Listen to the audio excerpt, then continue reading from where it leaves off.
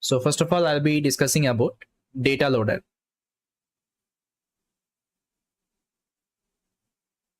Okay, data loader. That means how to work with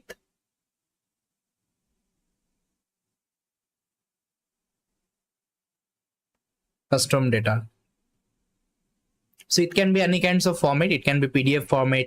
It can be, let's say, HTML format. It can be, let's say, JSON format, Excel format. Any kinds of data you can consider in that case, right?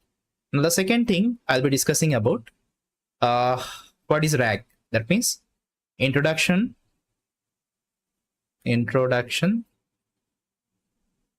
to RAG. And what is the full form of RAG? Retrieval. Okay, retrieval augmented generation. Okay, retrieval augmented generation. Then third, we'll be discussing about splitter. That means we'll be breaking down this RAG. Okay, so let me just write down. Yeah, so we'll be breaking down this RAG, and inside a RAG actually we'll see different kinds of component. The first component we'll be discussing about, which is nothing but splitter. Splitter. Okay, then the second component we'll be discussing about embedding. Then we'll be discussing about vector store.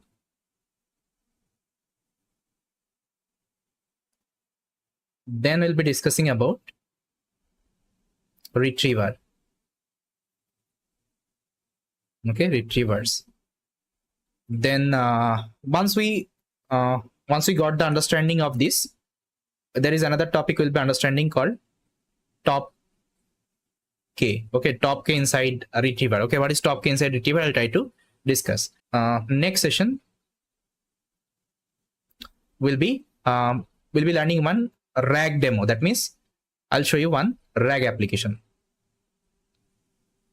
Okay, RAG with LangChain. Okay, LangChain expression language. That means we'll be building one RAG system. We'll be using our custom data and we'll be building the RAG system, and we'll be using this LangChain expression language there. Okay, our new LangChain syntax we'll be using to implement the entire, let's say, RAG system. Okay, so this is the idea. Okay, fine. So now see, as of now, I think you remember, as of now, what we have done, we have only done the generation, okay, with the help of large language model. Let's say here we are having one LLM. So as of now, what we have done, we have given a prompt. Okay, we have sent a prompt and my model was giving me some response. Okay, response. And to give the response, actually, that actually information it is using. Okay, so it is using pre-trained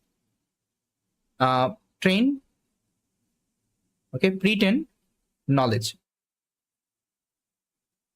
Pre-trained knowledge. That means during training these kinds of large language model, let's say if I'm talking about GPT 3.5, okay, GPT 3.5 turbo. So whenever I'm talking about this model is already trained with some data set, right, over the internet. I think in till 2023, I think till October, they train, they collected the data and they train these kinds of model. Okay, if I'm not wrong. So this model is having actually, these are the information. Okay, this model is having, these are the information. Let's say whatever data they used to train the model, it is already having, these are the knowledge.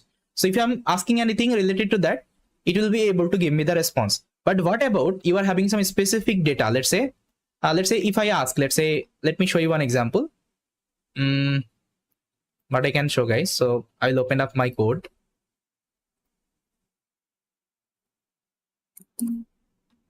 So here I'll create a notebook. Just a minute. 03. I'll name it as, let's say, data loader.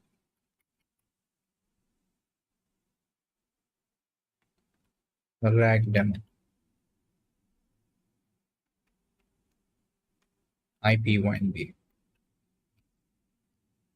So here, what I can do, I will initialize my LLM first of all. I think you know how to initialize the LLM, yes or no? If I want to initialize the LLM, first of all, I have to load my secret keys. Okay, I have to load my secret keys from where? From the environment. Okay, it is telling plain text because I have to select my kernel. So here I'll be using OpenAI model. That's why I'm loading the OpenAI API key. But if you want to use any other model, let's say you want to use Grok API, you want to, let's say, load Llama model or Mistral model, that is free model, you can use Grok API in that case. Okay, so I already have the OpenAI account. That's why I'll be loading OpenAI model. You can also load the Grok model as free. I already showed you how we can, let's say, load different kinds of model. Now, first of all, let's load the OpenAI API key. After loading it, so first of all, let me load one chat completion model, because I already told you mostly we'll be using chat completion model, okay, instead of completion model. So you can see I'm importing one chat completion model, which is nothing but GPT 3.5 Turbo 0125 model. Okay, so this is the model I have loaded. Now, how to let's say give the prompt to the large language model. I think, remember, let's say if I am using chat model, so that's how I have to give the prompt. So this is the way we can send the prompt. So what I can do, I'll copy this prompt as it is, and here I think just let me copy from previous example. So here is one example I'll copy, and here I'll try to paste it. Now here I can give URN, let's say URN helpful, okay, helpful assistant. Now here I can give one input. Let's say I'll tell me about DS with Bappy. Let's say I'll give my YouTube channel name. Let me see whether it is able to give me the answer or not. So I mean, whenever they train this model, I'm not sure actually they took my data or not. Okay, I mean, let's see. So what I can do, I can print the response here simply. Okay, so now let me execute. See, if I show you the content only, if I print it,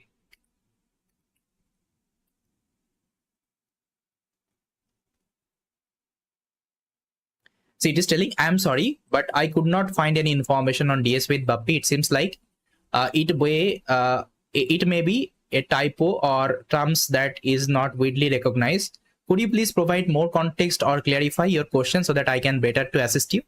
Because whenever they trained this model, that time, that time they were not using my data. Okay, that means my YouTube, information was not there inside the, let's say, data set, whatever data set they used to use. What I'm trying to say, let's say whenever I'm performing the inference operation with the pre-trained model, that trained model we are using, let's say direct model we are using, and if I'm asking any kinds of prompt, it's always not, let's say, possible you will be getting the response. Let's say if you are asking anything which is not available in the knowledge base, okay, in your model knowledge base, that time it won't be giving you the response. Okay, and here is the example I already showed you. If I'm asking related DS with Bappy, it is not able to give me the answer because it hasn't trained with this particular data. So in that case, what I can do? Can I use my custom data? And can I give the information to my model? Is it possible? Yes, it is possible. For this, we have to first of all learn how to load the data, how to load different kinds of data. Let's say here I'm having one data folder. You can see inside data folder, I'm having different kinds of TXT file. Sorry, different kinds of file. Let's say I'm having PDF file, I'm having HTML file, I'm having TXT file, then I'm having CSV file, I'm also having database file. Okay, so these are the different kinds of file I'm having. Now, if I want to load these at the data, and if I want to pass the information to my large language model, how it can be done with the help of LangChain, because I already told you LangChain is a universal framework. It can support everything. That means you can connect all kinds of data sources. You can connect all kinds of technology. Okay, you can connect all kinds of platform. Okay, and it can also load different kinds of large language model with the help of only one framework. Okay, that is what I already given you the intuition in my first session. Okay, so now we'll see how we can load these are the data. Okay, so this is called actually data loader inside LangChain. First of all, we have to learn how we can load different kinds of data, different kinds of format of the data. Then we'll be using that particular knowledge to create our RAG based application. And I'll tell you what is RAG. No need to worry as of now. If you're not familiar with RAG, I'll also give you the introduction about the RAG. Okay. So yeah, so first of all, let's try to see how we can load, let's say, PDF data, HTML data, TXT data. Okay, so these are the data, how we can load it. So this is our main objective. So for this here, I'm going to write a comment. So here I can write data loader. Okay, data loader. Okay, so the first data will be loading, which is nothing but TXT data. That means if you're having any TXT file, how we can load it. So here, so let me just write down here, TXT data loading. So for this, you have to import one function from the LangChain community. So all kinds of data loader are available inside LangChain community, guys. Okay, so first of all, write like that, LangChain community. So I already installed LangChain community, I think, remember. So LangChain community is not there. Let me just find. Yeah, so LangChain community is not there, so I can install the LangChain community. So here is the LangChain community. Okay, LangChain -community, and this is the specific version I'm installing. Okay, and try to remember all kinds of data loader functionality are available inside LangChain community, because I already told you it is using core LangChain only, but LangChain has divided. Okay, these are the framework in a different let's say functionality. Let's say if you want to load the model, OpenAI model, you have to install LangChain OpenAI. Let's say if you want to use Grok API, you have to install LangChain Grok. If you want to, let's say, load the data, you have to install LangChain community. Okay, that's how actually it is having different kinds of sector, different kinds of sub framework. Okay, so this is what you have to remember. So for me, I already installed in my environment, but for you, what you have to do, guys, you have to execute this command. So this command, pip install -r requirement.txt. So it will install this particular LangChain community in your let's say environment. So for me, I already have it. So what I'll do, I'll just try to close it. Then here I'll just try to import. So from LangChain community dot documents loader. Okay, documents loader, import, so text loader. Okay, so because this is a TXT file now, so here you are having one function called text loader. That's it. Now you have to specify the location of the text. So inside this particular function, you have to give the location, like which TXT file you want to load. Let's say I want to load this TXT file. Let's say this one, be good TXT file. I'll just try to copy the path, and here I can mention it. Now see, it is copying the entire path, but I don't need the entire path. I only need the relevant path because I'm inside my project working directory. So what I can do, I can again copy it. So right click and try to copy the relevant path. Okay, relative path. So here I can paste it. I can see it is using backward slash. In Windows, by default, it will use backward slash, but what you have to do, you have to use the forward slash. Okay, forward slash. That's it. Now, after loading the data, it will give you the data loader object. So let me create an object here. So I'll store inside a variable. Then after that, you just need to call the load function. So let me just write load loader dot load. Okay, now it will give you the data. So what I can do, I can just store inside a variable called loaded underscore data. Okay, now see, if I execute the program, you will see that this TXT, whatever TXT you are having inside this file, this data has been loaded. Okay, now let me show you. So if I print this data load, right, loaded data, you can see this data has been loaded, and it has loaded as a document. You can see it has loaded as a document. The type is document. Okay, always try to remember, guys, if you are using LangChain, Llama Index, whatever orchestration framework, whenever you are loading the data, it will load as a document, because inside generative AI, we call the data, we call all the custom data as a document. Always try to remember. Okay, we call it as a document. Okay, so this is the document, guys. So first of all, it will show you the meta sources. That means from which file it has loaded the data. You can see it has loaded the data inside data folder. This is the file bgood.txt, and this is the page content. That means whatever content you are having inside that. So here is the content it has loaded. Okay, it has loaded. So this format you have to give to the large language model, otherwise it won't be working. So make sure your data is a format of document. Got it? If you're loading any kinds of custom data, always you need to remember. Yeah, so this is for actually TXT data loader. Now what about CSV? Let's say I'm having a CSV file. How to load the CSV file? So for this, let me show you the syntax. So here I can write CSV loader. Okay. Now let me show you the different kinds of data your LangChain supports. So data loader, you can see txt loader. So this example I have already given you. List of the built-in data loaders. Yeah, now you can see your LangChain supports all kinds of platform. You can see you can load the data from AC Reom, then Byte loader. Then you can also use different kinds of loader. You can also use AstraDB, Archive. I think inside Archive actually we are having all kinds of research paper nowadays. Then Azure Data AI.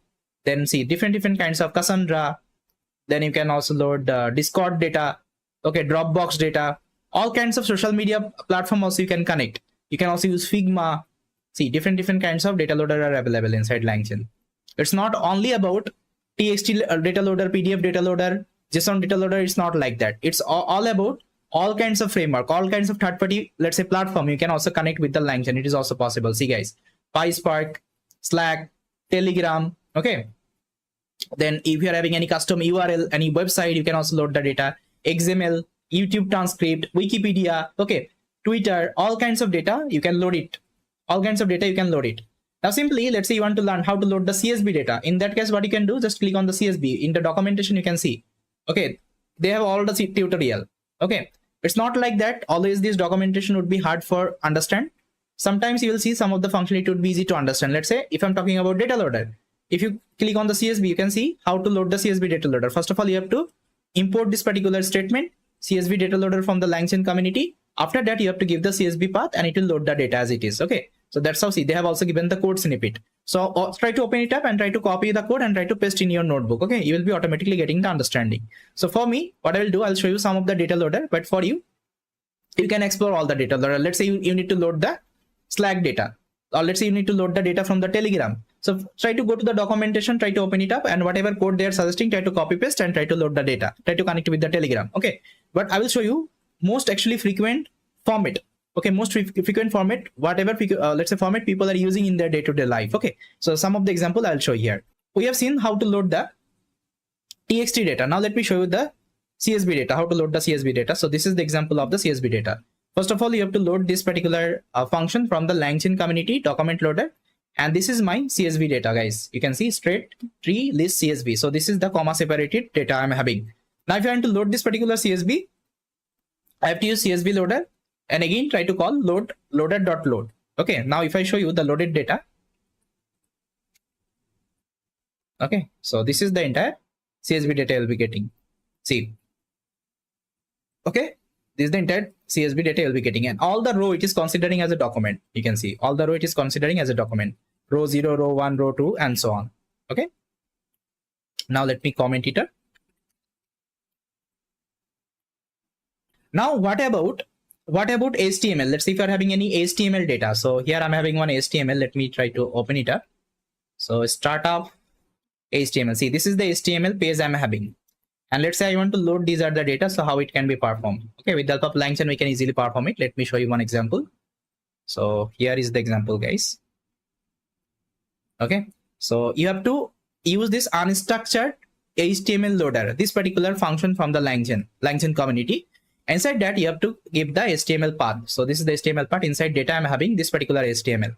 And make sure whenever you are doing it, okay, whenever you are doing it, you have to install one library called BS4. So inside requirement.txt, I can mention it.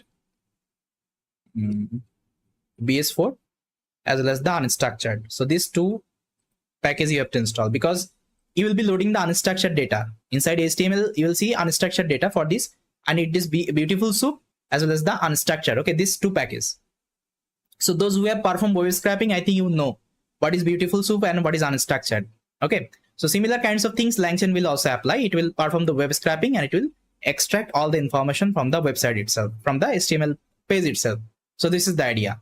So let me save, and after like adding inside requirement, make sure you are running this command, guys. So requirement.txt. So it will install all the package in your systems. For me, I already have installed all the package. That's why I'm not going to install again. That's it.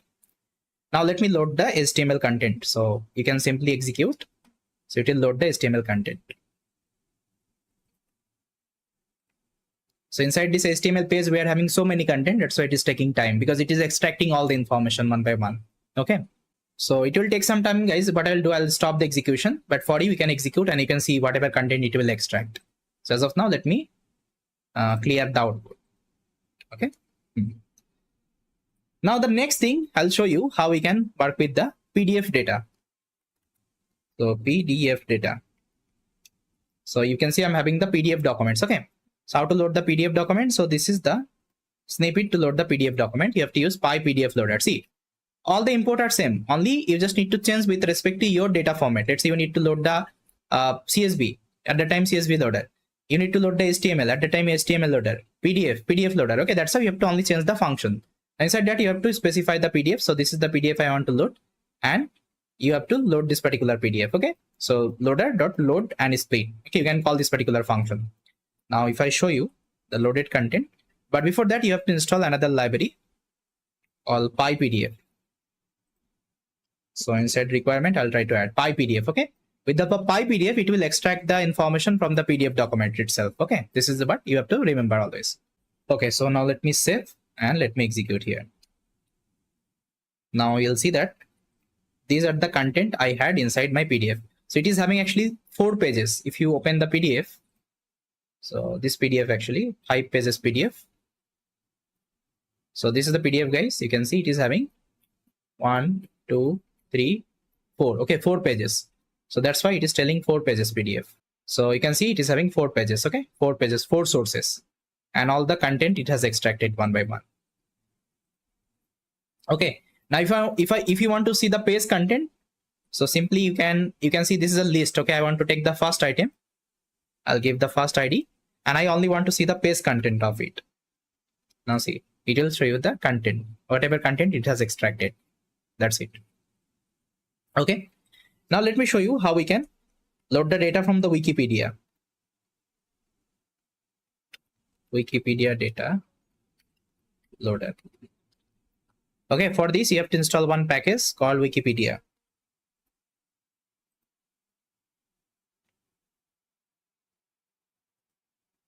Okay, Wikipedia package you have to install. Then after that, this is the syntax. Okay, this is the syntax. See, now here inside query, actually what you can do, you can give any kinds of any kinds of let's say topic name. So what I can do, let's say here I can mention like that. Let's say query, I want to ask about, let's say get the information about, let's say Tesla. So I'll give the Tesla here in the query. And what I'm telling, I need load maximum documents 1. That means it should only return me 1 documents. You can also increase the number. If you need some more information, you can increase the number. You can give 2, 3, okay, as per your requirement. Now if I see execute the program, it will give me the content related Tesla.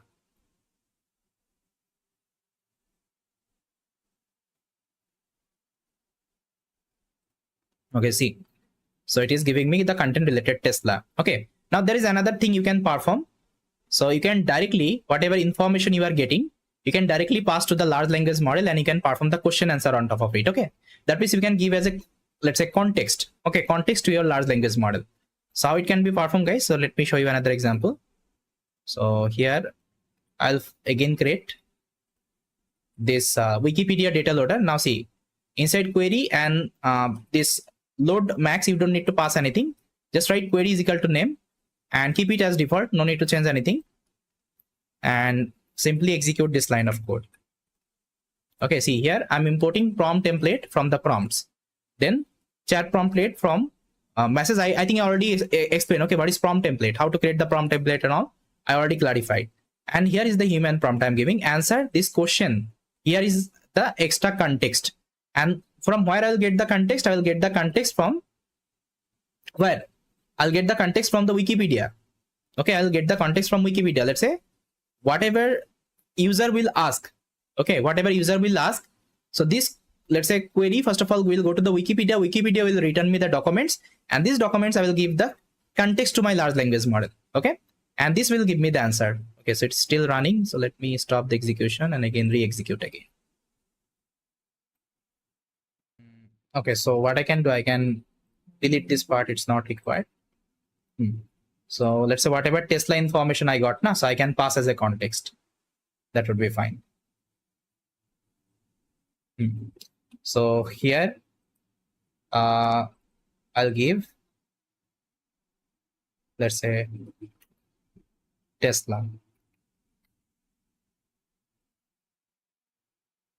Tell me about about Tesla. Okay, tell me about Tesla. Now see, whatever answer I'm getting from my Wikipedia, I'm giving as a context. You can see loaded data. The loaded data I'm giving as a context. That means what is happening, just try to see. Let's say this is my large language model, LLM. Okay, LLM. So here I'm asking, what is Tesla? This is the prompt I'm giving, right? What is Tesla? And here I'm also giving the information about Tesla. And from where I'm getting? From the Wikipedia.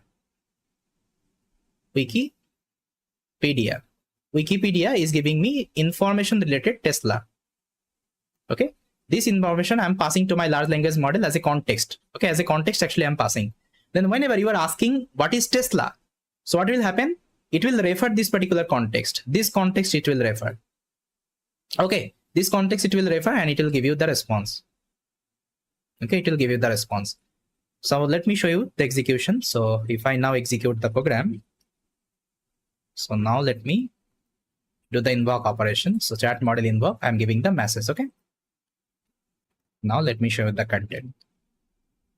See, this is the response I got from the large language model. Okay. Now see here what you are doing, you are giving the complete actually data, complete data to the large language model as a context. Now just try to think, if your, let's say Wikipedia, okay, Wikipedia, let's say return, Wikipedia return, let's say 10,000 tokens, 10,000 tokens response. That means 10,000 tokens information. Let's say whenever you given the Tesla in the Wikipedia, let's say Wikipedia return 10,000 tokens, 10,000 tokens, let's information, and you are using GPT 3.5 turbo model, GPT 3.5 turbo model. Now if I go to the model documentation, let's say OpenAI model, sorry, not pricing, model list.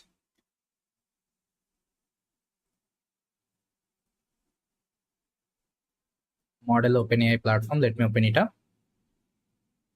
Now if I go to the GPT series, GPT 3.5, GPT 3.5, just let me find out. Yeah, 3.5 turbo. If I'm talking about this model, now see what is the context window, guys. Maximum output tokens. Oh, okay, they have increased the context window. Let's say I'll increase it here. Let's say instead of 10,000, I'll just write 30,000. Okay, 30,000. Let's say 30,000 tokens you are having. Now you can see the model GPT 3.5 turbo takes context window, that is input token. It can take 16,385 tokens it can take as an input. Okay, this model can take, so let me just write here, GPT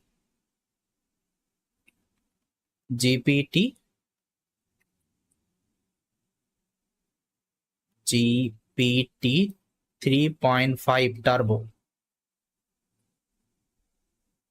This model can take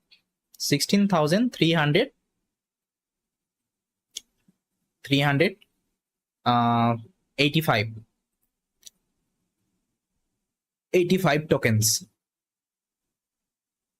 as an input. Okay, and it can output, it can give the output 4,096 token. 4,096 token it can give you the output. Okay, so this is the limit. This is the limit of this large language model. Now let's say the context, let's say context you got from the Wikipedia, it is, let's say 30,000 token. In that case, if I give this data to my large language model as a context, so will it able to get, take it as an input? Because you can see the input token limit is 16,385, but you are trying to give 30,000 token. Possible? No, definitely it will give you the input error limit, right? Input error actually it will give you. And whenever you are giving 30,000 tokens to your large language model, that means how your model will charge. If you go to the model pricing, so if I show you OpenAI model pricing, it will charge you based on the token. Okay, token limit actually. Let's say if I am talking about the GPT 3.5 turbo model. So what is the turbo model, guys? Here is the turbo model, GPT 3.5 turbo. Okay, turbo model. Let's say I'm talking about this model. Now see, 1 million token. Okay, 1 million token input. It will charge you $0.50. Okay, and if it is giving you output is equal to 1 million token, it will charge you $1.50. Okay, now just try to think about. Okay, the tokens actually you are giving to the model, that means the input you are giving, if your token size is high, that means it is like huge, that time your charge will also increase, yes or no? Because it will charge you based on the token. If it is taking like big token, if it is giving, let's say, big token output, definitely you will have higher cost that time. Okay, and you can't pass actually 30,000 input to the GPT 3.5 turbo because the input limit is 16,385. Okay, so this is the idea. That's why there is a drawback. This is the drawback actually. We can't directly load our custom data. We can pass to the large language model. It is not possible. Okay, because of that issue, because of the input issue. So what I can tell, guys, you can see the drawbacks. The first drawback I saw, input issue, input limit issue.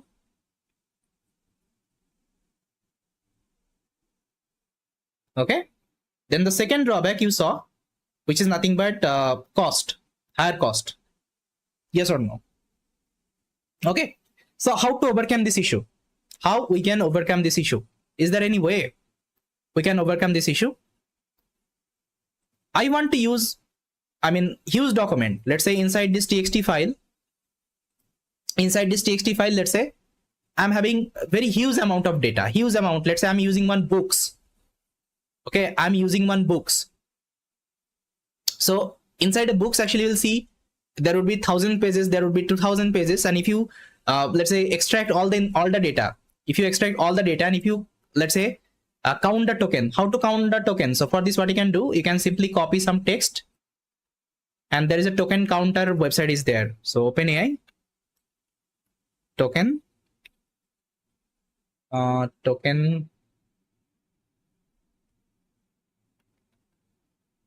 calculator, token counter.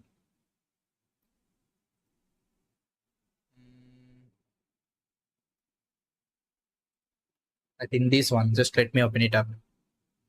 See here, I can paste the text. Now see, inside this text, actually you are having 98 token and 414 character.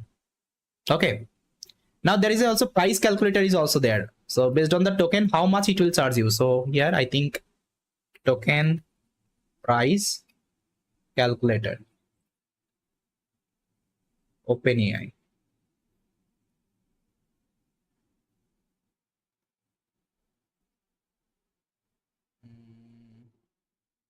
So here you can see set width and height. So this is for the image. Okay, this is the image model, multi-model. But if I'm talking about text model only,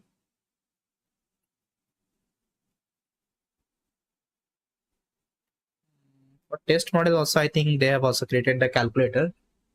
I'm not sure, but for image model it is available. So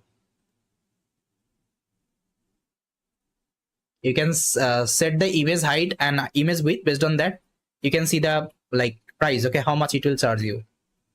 But I'm not sure about the text calculator. OpenAI API pricing calculator. Yeah, input token.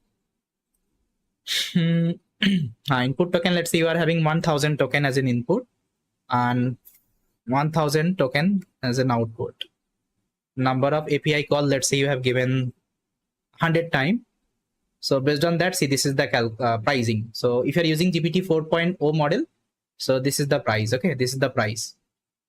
So that's how you can see different websites are there nowadays. They will show you the calculator, let's say, I mean, how much it will charge you and all. And no need to worry, in future I will also show you how we can track the let's say cost and all. Okay, this thing we can also develop inside our application. So that is the issue actually. That is the drawback. That means there is the input limit and there is the cost issue. Okay, input limit and cost issue. So for this, researcher had actually has developed one technique called RAG. Okay, RAG. That means retriever